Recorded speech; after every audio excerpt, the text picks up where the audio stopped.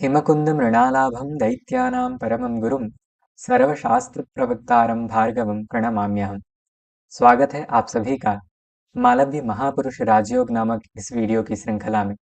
आज हम व्यक्ति विशेष की जन्म कुंडली में मालव्य नामक महापुरुष राजयोग की स्थिति है अथवा नहीं, इस विषय पर चर्चा करेंगे तथा जानने का प्रयास करेंगे कि यदि आपकी कुंडली में यह मालव्य नामक महापुरुष राजयोग है तो किस प्रकार से हम इसे जान सकते हैं तथा इसकी सत्ता होने पर क्या शुभाशुभ फल अथवा परिणाम हमें देखने के लिए प्राप्त होंगे, उस विषय पर भी चर्चा करेंगे।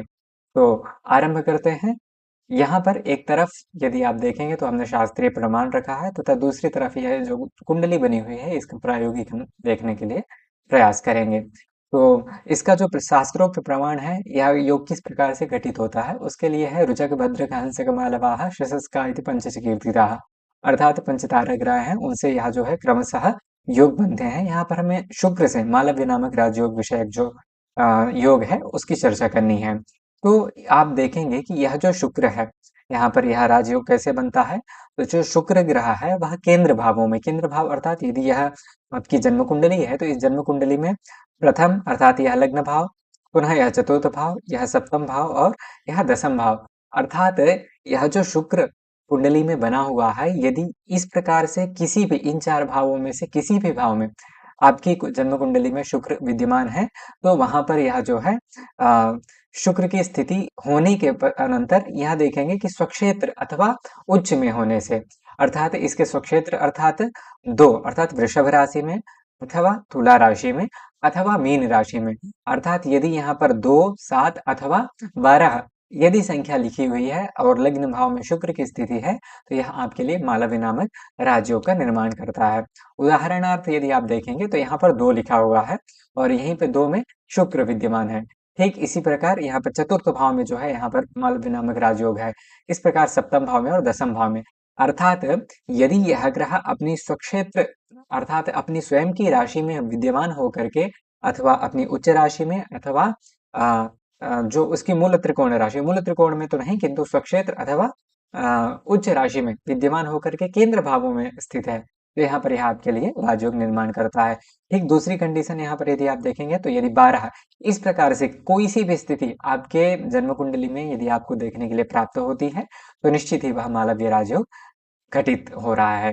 पुनः एक और स्थिति जो कि चूंकि शुक्र के वृषभ तथा तुला जो है स्वक्षेत्रस्थ राशि है, अब यहाँ पर दसम भाव में शुक्र जो है तुला राशि का होकर के और केंद्र भाव में विद्यमान है, इसलिए यहाँ पर मालव्य योग राजकारक हुआ, राजयोग कारक हुआ।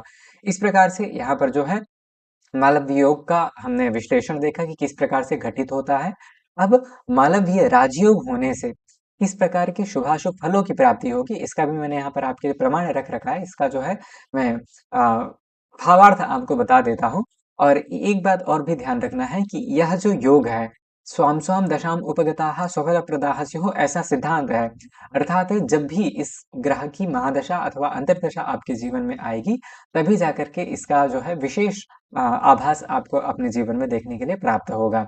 तो इसके जो फल हैं वह स्त्रीचेष्टः ललितांग संदिनयनः सौंदर्यशाली गुणी, अर्थात व्यक्ति जो है वह अत्यधिक सुंदर होगा, पुनः सौंदर्यशाली, गुणी अर्थात गुणवान होगा, ललितांग संधि नयनः अर्थात उसके जो भी अंग होंगे, शरीर के अंग होंगे वह अत्यंत ही ललित होंगे, अर्थात एक तरह से अत्यंत सुंदर शरीर वाला, गुणी तथा सौंदर्यशाली अर्थात वही एक तरह से उत्तम रूप वाला वह जातक होगा। तदनंतर तेजस्वी अर्थात उसके मुख में एक अलग ही आभा देखने के लिए प्राप्त होगी। सुत दार वाहन धनी अर्थात सुत मतलब पुत्र, दार मतलब पत्नी, वाहन आदि अर्थात एक तरह से सभी जो सांसारिक सुख है उनसे युक्त होगा ऐसा। पुनः शास्त्रार्थविद पंडितः अर्थात अच्छा विद्वान होगा, उसकी जो बुद्धि है वह अति तीक्ष्ण होगी, ऐसा कहा जा सकता है। तदनंतर उत्साह प्रभु शक्ति मंत्र चतुर त्यागी परस्त्रीरतः अर्थात वह उत्साही होगा और किसी भी क्षेत्र में यदि वह काम करता है और उसके व्यक्ति विशेष के कुंडली में यह राजयोग घटित होता है तो वह वहां पर स्वामित्व अच्छे पद पर अवस्थित होगा।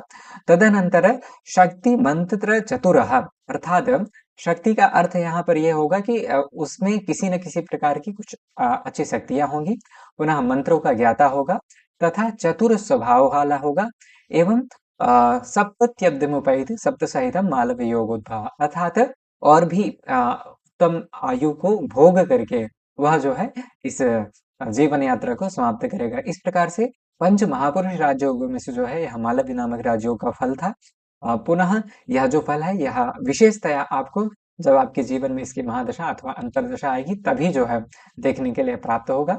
आशा है यह जानकारी आपको अच्छी लगी होगी। यदि किसी भी प्रकार से यहाँ पर आपके कुछ व्यक्तिगत सुझाव हैं तो आप कमेंट के माध्यम से अपनी बात रख सकते हैं। वर्तमान के लिए इतना ही, मिलते हैं अगली वीडियो में, तब तक के लिए अपना ध्यान रखिए। नमस्ते, महादेव।